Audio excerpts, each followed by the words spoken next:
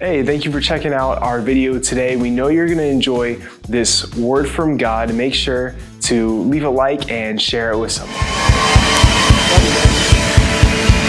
What's up, Momentum Church? These middle schoolers are incredible. They are incredible. Yeah, give them a hand. They deserve it. You guys are off the charts. What's up, dude? See ya. Catch a seat, get comfortable. Man, there's a real problem here at Momentum. I'm falling in love with you. I am. I travel from church to church, week in and week out, and I was kind of looking at my schedule. The last 6 weeks, I think I've slept in my own bed like 2 days. But I don't really want to leave. It's just been amazing, and so much appreciate the welcome that I've received, and man, just there's a sweetness going on in this place, and I love being part of it. So thanks for allowing me to do this. I mean it with all my heart. I'm blessed with this ministry that I'm part of, TTI, which you guys are partners with. They just simply allow me to go from church to church and place to place and do what I love to do, which is, proclaim the good news of Jesus, and I enjoy it so very much. I don't know if you noticed that, but that's like my happy place. It really, really is. If you got your Bibles, we're going to hang out for just a few minutes in Luke chapter 7 in a bit. But let's get this thing going. There was this little girl. Boy, I'll tell you what. You talk about born in a tough place.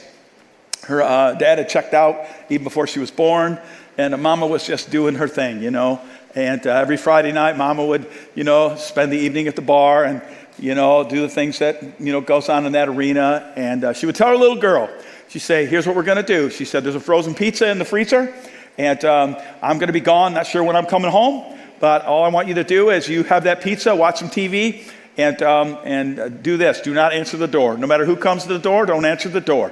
And she said, okay, Mama. And Mama did her thing. That night, she made her frozen pizza and fell asleep on the couch watching TV. Woke up the next morning, catching a few cartoons, and all of a sudden, there was a little knock at the door. She thought, Mama told me not to answer the door. Mama told me not to answer the door. But so she goes to the door and kind of peeks through the ragged blinds there and sees these two old ladies. And she thinks to herself, man, they look harmless to me.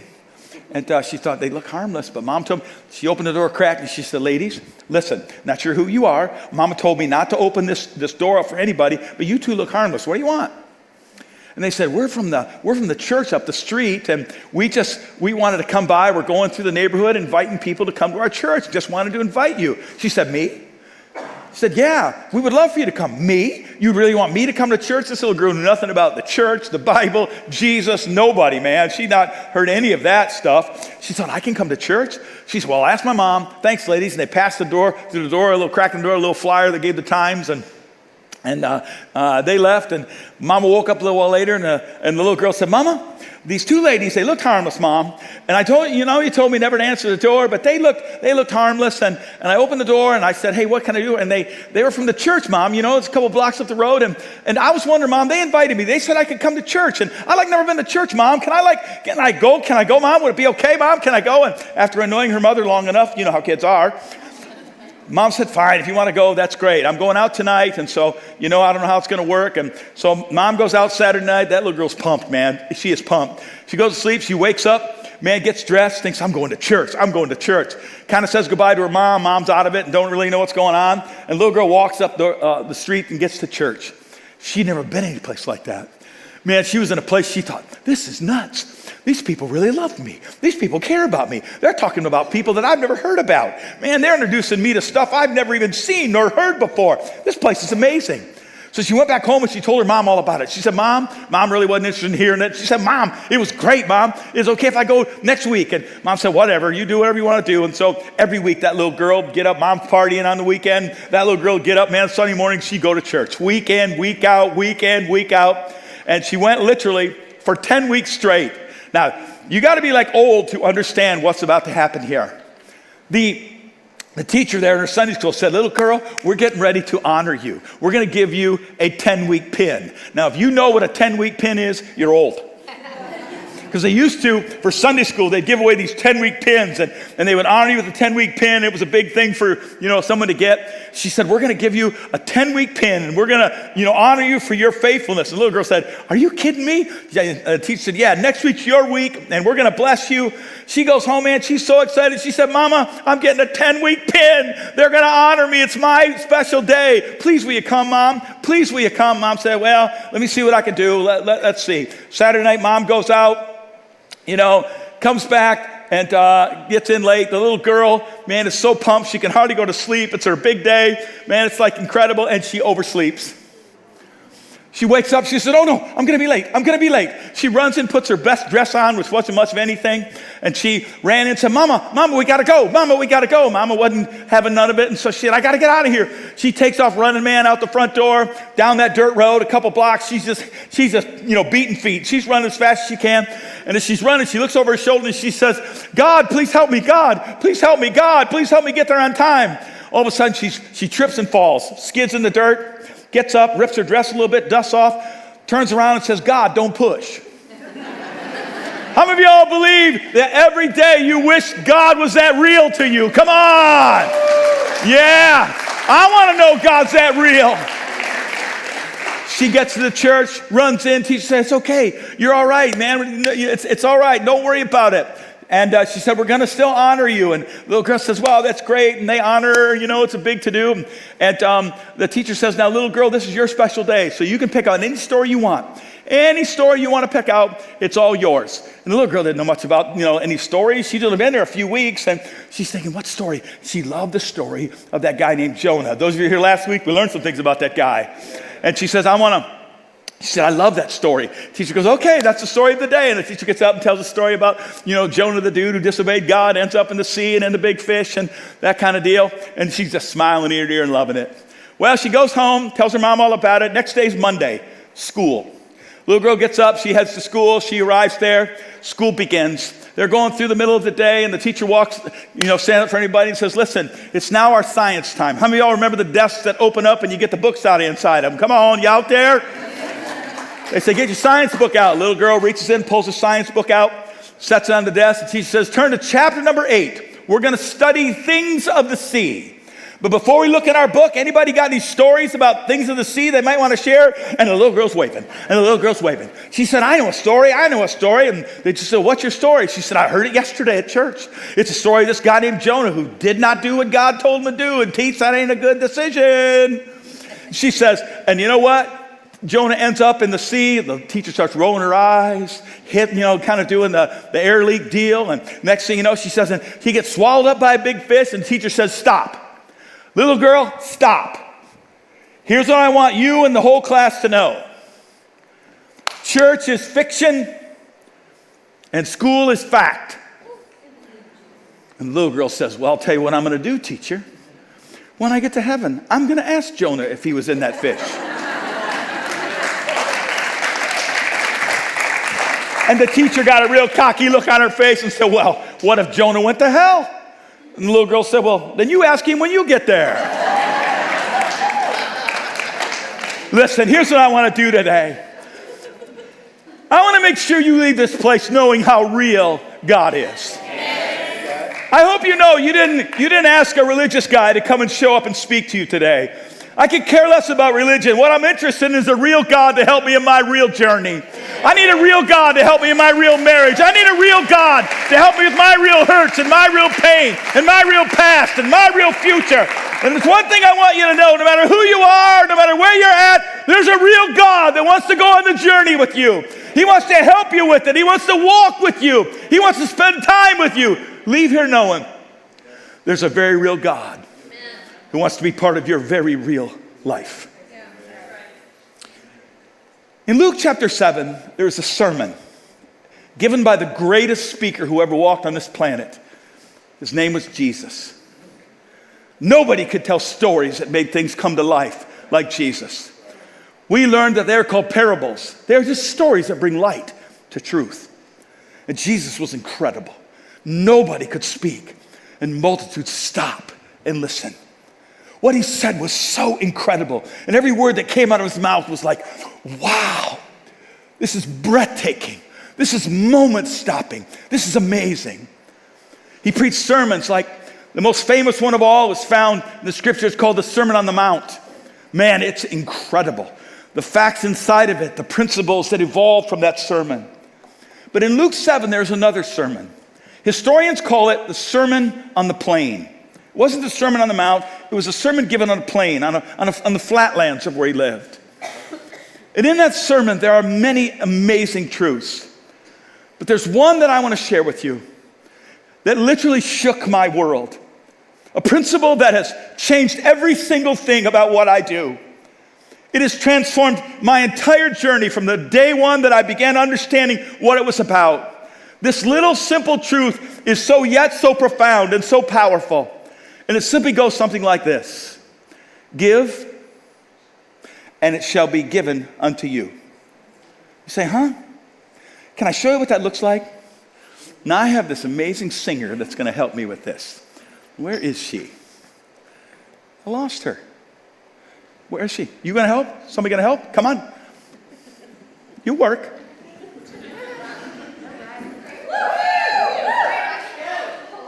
I love it. You know, your dad just texted me and warned me about you. He didn't. Hayden's broke her fingerprint. So she can't do it. Yeah, so I'm going to trade him. You sub it in. I love it. Good. All right. I'm going to warn you, I'm nearsighted, so... Are you athletic?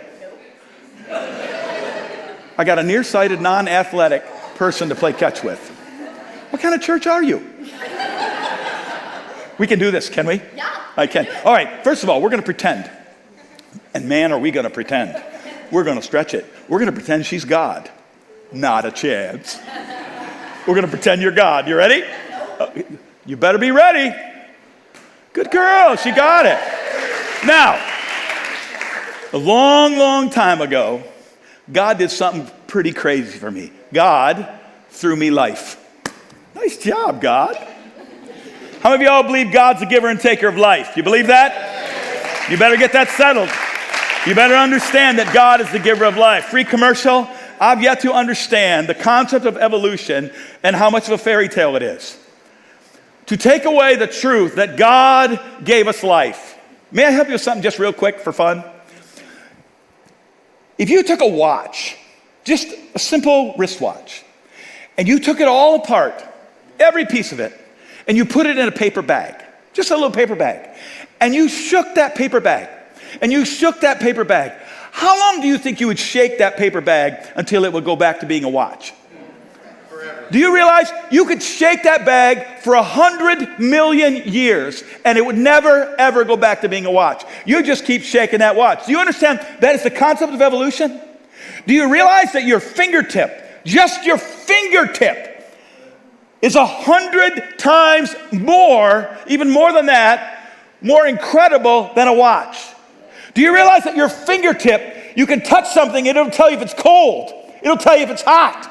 Do you understand that you can touch your little girl's face with your fingertip and it will melt your heart?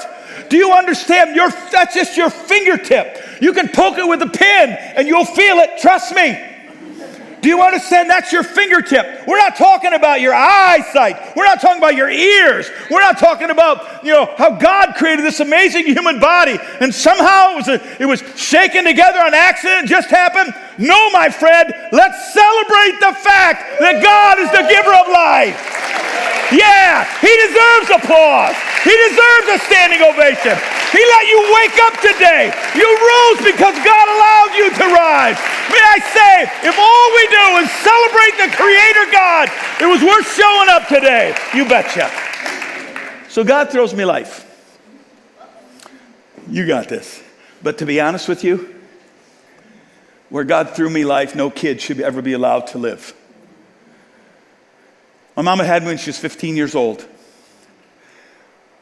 My mom grew up in foster care. She got pregnant by an addict, if you may, my father. I can honestly tell you he was evil. And I grew up in a world that no kid should ever grow up in. Grandparents? Yeah, my grandfather was doing life in prison for murder. I grew up in a world of felons, dope dealers. And God throws me life there. I did what everybody else does. I took my life and I began to do what I wanted. I knew where I was going. When I was 10 years old, I got kicked out of school. When I was 10 years old, it was the first time the cops showed up at my house coming to arrest me, knocking at my front door. I knew it was going to happen to me. Do you understand? Kids who grew up where I grew up, they end up one of two places, like all my friends. Dead or in a cage. I knew where I was going. Listen, I understood it. When I was 13 years old, my mom came home from seeing the school counselor.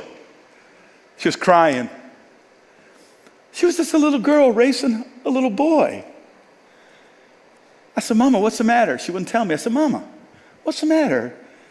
She said, they said you're incapable of learning, that you don't have the ability to learn, and they're going to put you in special ed. Do you know what happens to kids like me? I got it. I got it. I totally did. And I knew exactly where I was going. And not long after that, there's a girl that showed up and she says to me, hey, Jim, how'd you like to do something crazy? Now, you got to understand something. I've always been crazy. I'm still crazy. God did not take crazy out of me. I mean, I got a craziness about me. Trust me. A lot of people will tell you, man, I'm one French fry short of a Happy Meal. For sure. I said, what do you mean you want to do something crazy? I said, I love crazy. She goes, I know. She said, why don't you try throwing your life back to God? I said, like what? See, I didn't do church. I didn't know Bible. I did in my neighborhood, that ain't how it worked. There were other people that went to church, but we were the family people were afraid of because we were going to beat you up. You understand? It's like, you want me to do what? She said, yeah. She said, you need to understand that God threw you life and you ought to throw it back to him. I'm like, what's that look like? I had no clue about it. But here's what I did know. I knew where I was going. If something didn't change, something dramatic had to change. Because there ain't no hope for kids who come from where I come from. So I did something nuts. Nice catch, God. I threw God my life. And you know what God did? He threw it back better. He threw it back better. All of a sudden I thought, wait a minute here. This is off the charts. I never experienced anything like this before. You mean you throw God your past and God throws it back better? I mean, you throw God your dreams and God throws them back better? I mean, you throw God your life and God does things that don't make sense and you begin to sing with God. And so you know what's nuts? I've been playing catch with God for all these years. I ain't the sharpest theologian in the Bible, in the church, and I don't know the Bible like a lot of people, and I can't even spell words like eschatology. But I know this much, you give and God will give back better. And the more you give to God and the more you give your life to God, the more he gives back better. That's what he means when he says give and it shall be given unto you. I just have been playing this crazy game of catch with God, and all I do is play catch with God. God, you take this because I don't know what to do with it. And God throws it back better. One day I'm playing catch with God. It's kind of cool. And you know what God does? God throws me a wife. Oh. Like, what do I do with this? This is like a wife, man. Nobody ever taught me how to be a husband. I didn't grow up in one of those families. Like, what's that? You say, what'd you do with her? I threw her to God. You know what God did? God threw her back better. We've been married for 46 years. Can you imagine? What a lucky woman! 46 years. Are you kidding me? Man, I'll tell you what's weird. My wife grew up in the Leave It to Beaver household. Her dad came home every day. They had dinner at 4 o'clock. Man, they spent time together. She watched a little TV. She did her homework. Man, what a girl. And then she ran into me, the crazy man. I had no idea what that lifestyle was like. Had nothing about, and put us together. And man, you think this is going to be really good. Have you lost your mind? Two totally different worlds thrown together, and you got to figure out how to make this work. By the way, she's crazy about me. I got up this morning. This is the truth. I'll even show it to you. It's nuts. I got up this morning. I got dressed, got my hair all combed.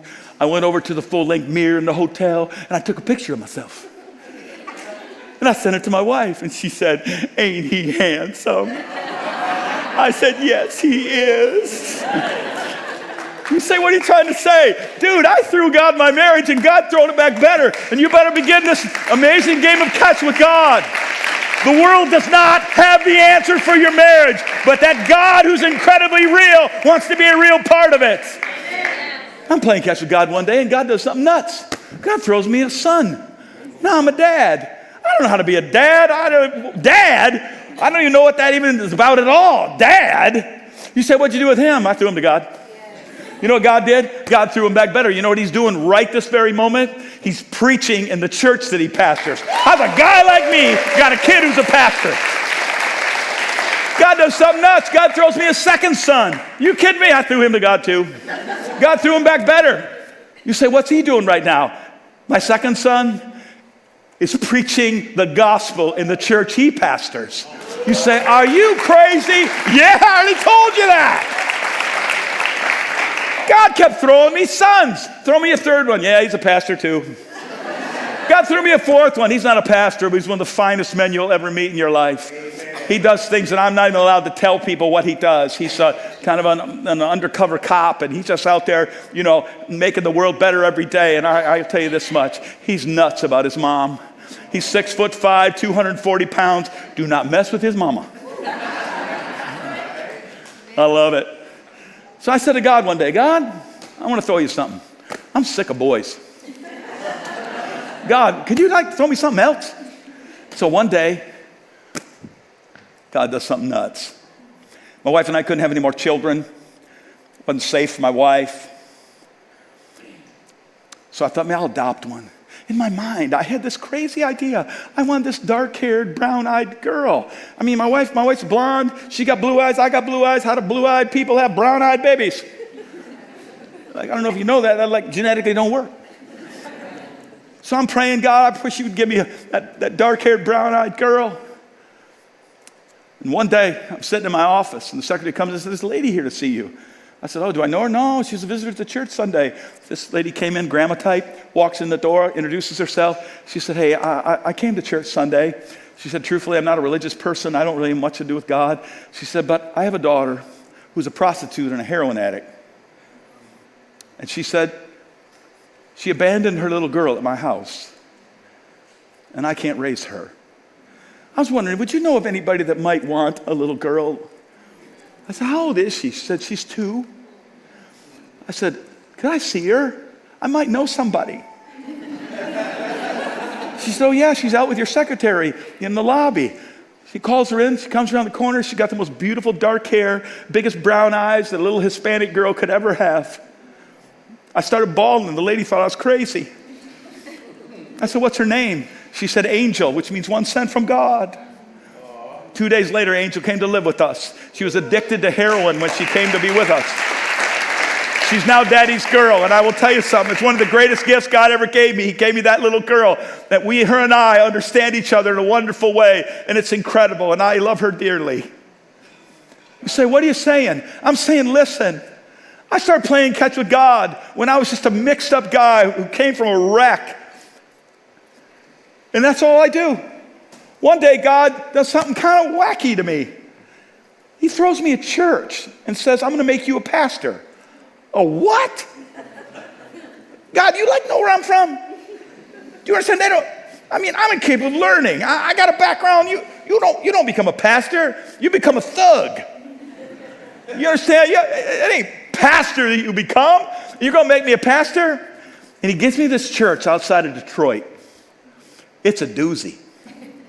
The church had voted. In fact, they were taking a vote to decide whether they wanted me as a pastor.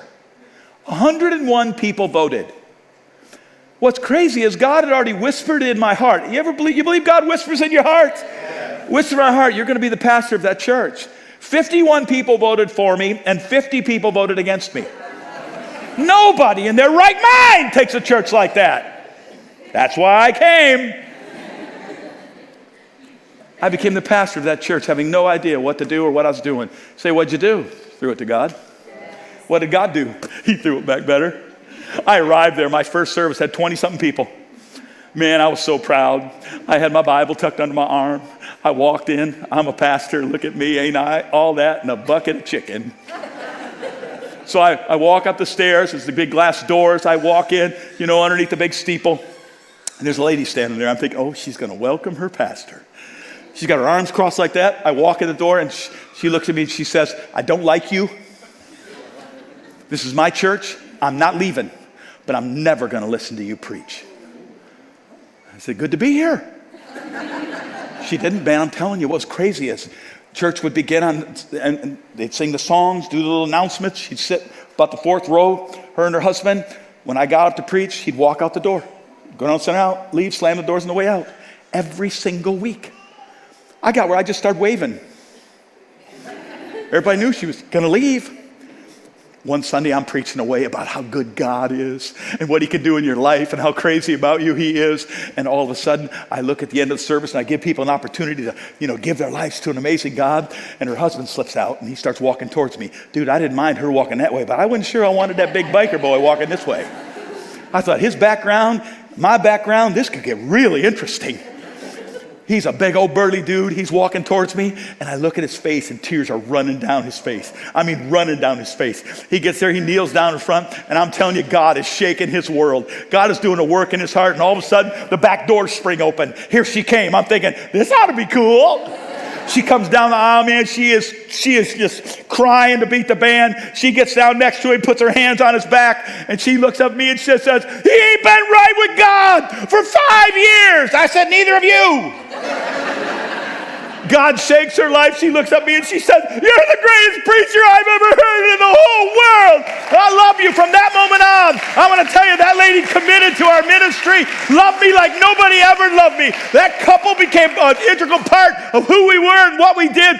God shook their world. When you play catch with God, God will throw it back better. And God began to build a church. That church went from 20-something people, and it began to grow, not just to one service, 2, 3, 4, 5, 6. Next thing you know, I've got 10 services on a weekend, 10 different locations. God's shaking the world, and now there are 10,000 believers that have put their faith in Christ. You say, what happened? God happened, and he'll happen here if you'll let him. Yeah. You say, how's it work? Throw it to God. Man, one day in the early stages, and I got to get done, man, I'm running out of time. In the early years of our ministry, small, trying to figure out how to connect, there was a retirement home where there were these older ladies. It was ladies. It's sort of an old, big old mansion, a farmhouse that somebody turned into a place where ladies can come and get care, but yet live on their own. So we decided to take them to church. My boys would go there and sing. My wife played the piano, and I would bring them a message every Friday. One Friday night, one of the ladies there, her name was Josephine. Josephine came up to me and she said, Pastor, can I talk to you a minute? I said, yeah. She was like 150 or 60 or something. I don't know what she was. She said, I don't have an official pastor, and I would like an official pastor. Would you become my official pastor? I said, well, let's make it official. I'll pick you up Sunday. We'll bring you to church, introduce you to your official church. We'll make it official. She said, I'm in. Let's make it official. So we pick her up, bring her to church. It was a great celebration. I officially become her pastor and that kind of thing. She couldn't come much. She was, she had Parkinson's real bad, and she struggled with her health, but she loved, us. And our church began to grow, like I told you, like craziness. People getting saved at a rate that was insane. Our auditorium was shaped much like this. Rectangle, long rectangle. Didn't know what to do. Running out of seats, trying to figure out what to do. I said, here, we're going to tear the back wall out, extend it out a little bit, put some new chairs in here, and make it big. We seat about 125 more people or whatever it was. Some, board member asked me the normal question, how are we going to pay for this? And I gave the standard answer of somebody who doesn't know what they're doing. I don't know. We announced it. We wanted to do this. One of the things that Josephine would do is she'd get a recording of the services. She got a recording of that, and one Friday we went over there to do our service, and she said, Pastor Jim, could I see you in my room a minute afterwards? I said, yeah. My boys and my wife went to our car. I went to her room and she said, I love you. I love our church. More than that, I love our God. She said, I'd like to pay for the entire renovation. I said, what? All of it? She said, yep. She said, would you get my checkbook right over there? Set her checkbook up on the side of a dresser where she leaned over. And I'm not near as good a man as I wished I was. And her Parkinson's, I was hoping she'd shake one more time and add a 0 to that bad boy. Honest guy, ain't I? She hands me that check. I'm telling you, I can get a little excited, in case you never noticed. I got like pumped, man. I remember going out of that place and running out to my car, and I was lit, man. I was like lit up. I went to my boy, I said, let me tell you how real God is. Let me tell you how good God is. Look at God. It was the largest sum of money I'd ever touched in my entire life. Paying for the entire renovation of the building, all brand new seats. It was a large sum of money that was crazy. I'm waving it around. My wife's like going, calm down, dude, because, it's what she's always says to me. I couldn't sleep. I called it as the guys at the church, said, meet me at the church, bring sledgehammers. Man, they got there. We started tearing the back of the building out. We ripped the whole back of the building. It was summertime. We tore the windows out because we're putting new windows in. We gutted that thing. Saturday, we swept it up, got it cleaned up. Sunday morning was awesome. People were walking in. What happened? I said, God happened. Yeah, God showed up. God did some crazy stuff. God paid for this. The place is standing, shouting, applauding. A real God who's doing some real stuff. And I'm like wired. Monday comes around. Our office manager's name was Dee, calls me on the phone. She said, hey, Pastor Jim, I just wanted to tell you something that you might want to know. I went to the bank and that check's no good. I began to feel God call me to Africa. I'm like, are you kidding me? I just tore a whole back of building out and we ain't got no money? She said, yep. Man, I'm the sharpest pastor in town. Got no money and a gutted building. Josephine called me on Monday and she said, I'm so sorry. She said, I really do have the money, but I got to die before you get it. Right then, you don't know how to pray.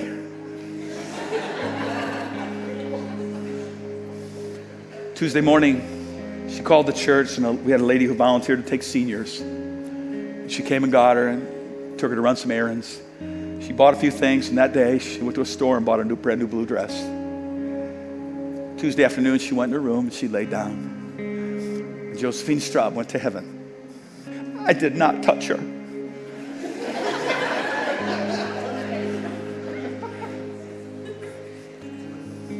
3 days later, I preached Josephine Straub's funeral. She had on a brand new blue dress. And we cast the check, and Josephine Straub paid for the entire renovation of that building. What are you learning from that, Pastor Jim? Josephine Straub taught me an amazing truth. She threw what she had to God, and God threw it back better. Do you understand that churches are not built just by happenstance or accident? They have men and women who understand what it means to throw who they have and what they are to God.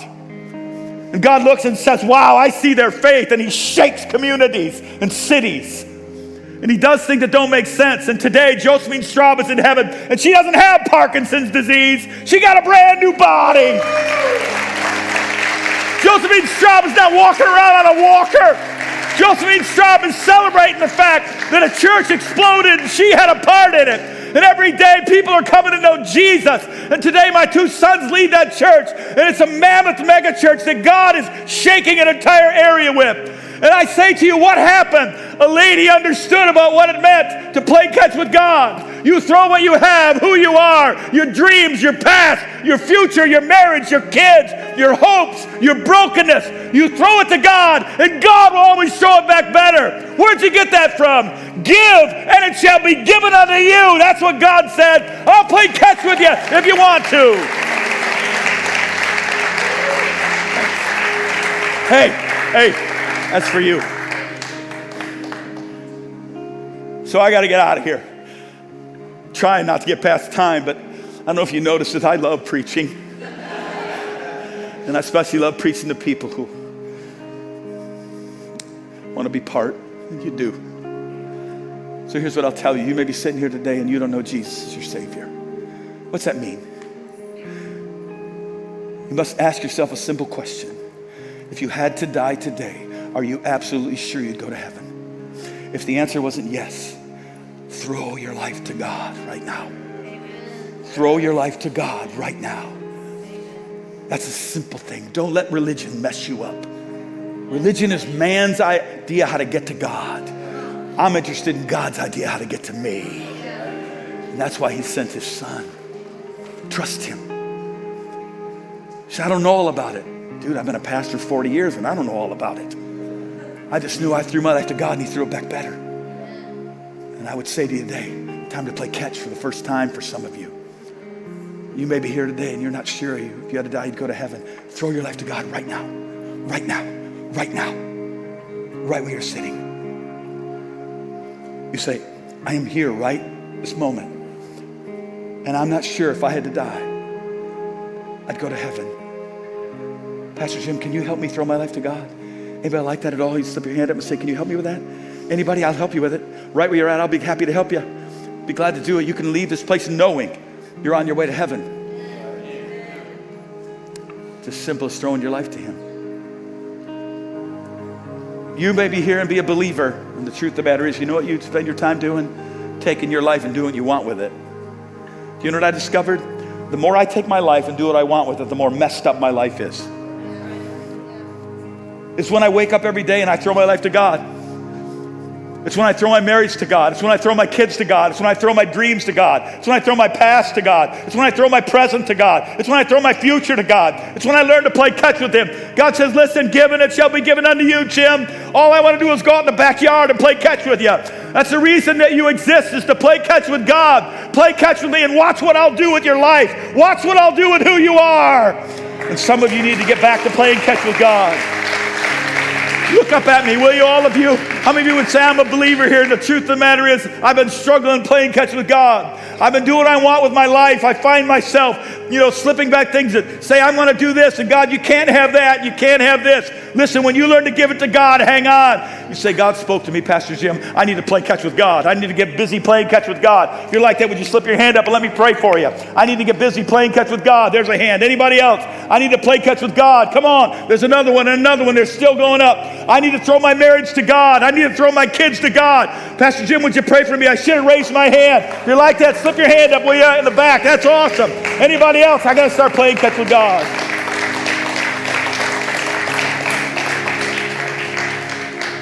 And then there are others of you, the truth of the matter is, you've been blessed, and we've all been blessed to live in the country we live in. Somehow we just struggle with giving what we have to God. I watched a little old lady shake an entire part of the state we lived in because she learned that great truth. Give, and it shall be given unto you. Wow. Wow. Wow. God, I think you did a work in this place today. There were many men and women that raised their hands and said, God, it's time to get back to playing catch. Some of you did, some of them didn't, but you stirred them. We look back over our lives, God, often, and we see the times we took our ball in our life and we did what we wanted with it. And then we shake our heads and say, why'd we do that? All we had to do was throw it to you. We carry our pain, our discouragement, our depressions, thinking we can deal with it, and we don't have to. Our churches have tried to figure everything out, and make these great decisions, but at the end of the day, we need to throw them to you. And God, there are many hands that were raised, and you spoke to lives.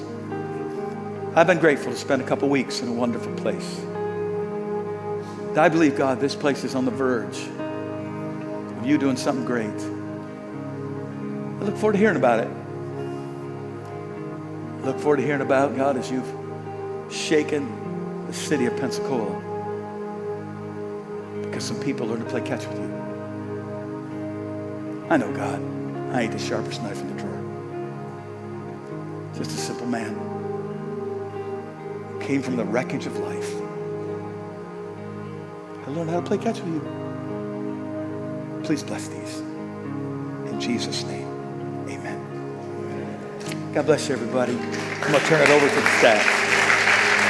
Well, that was a great word that we just heard. So make sure to leave a comment on the video of what you got from it. Give us a like and subscribe to the YouTube page. That way you can stay up to date with everything that's going on at Momentum Church.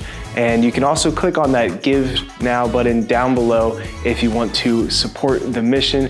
Thank you so much for stopping by, and we'll see you in the next one.